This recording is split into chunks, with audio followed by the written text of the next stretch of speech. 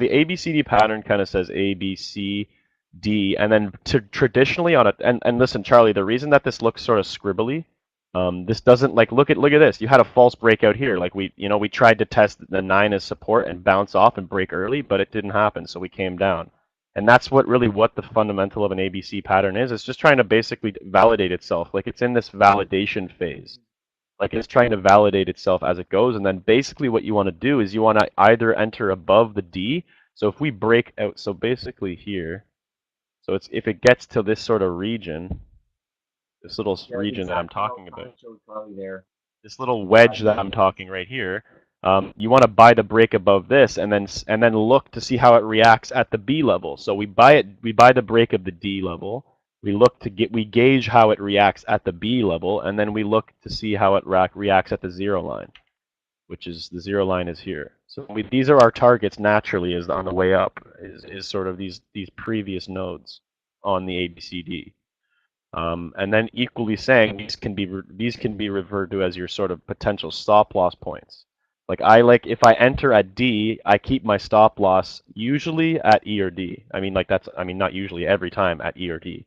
If I'm trading an ABCD pattern. And that's just how it goes. Like in this case, you would have had your break, you would have had your order to buy above D, like I said, you would have came back, and if I had my stop loss at C, I would still be in this trade. I would literally just still be watching watching it go sideways and watching it try to fight its way out of this channel. But I don't see the strength for it. I don't see the strength behind it to really make this thing break in a favorable way, especially being 11 o'clock right now. And I'm pretty much done trading for the day right now. Like this thing, time and time again, I've seen so many stocks across the board today just completely false break, and there's just so much weakness. It's like overwhelming weakness at this point. So for me to see, really, but that's if you want to get really technical and want to get angle, you want to get the actual levels going.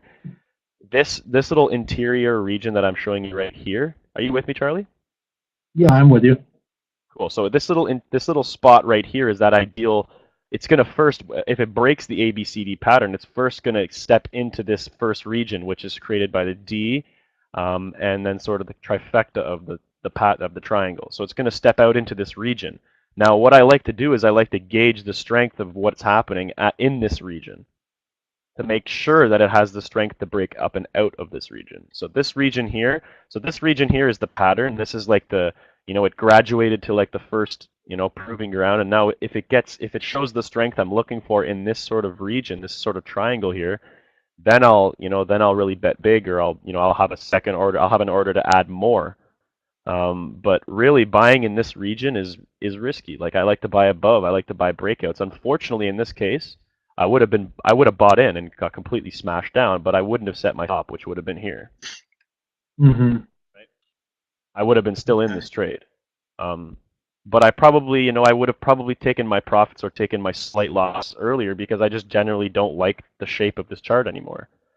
This sort of region that I'm circling, this sort of region, like here, I don't like it at all. Like I don't like the choppiness. I don't like that there's no clear direction in a time that there should be a clear direction. Like this is the time where we ultimately expect some sort of move, and there's not anything happening.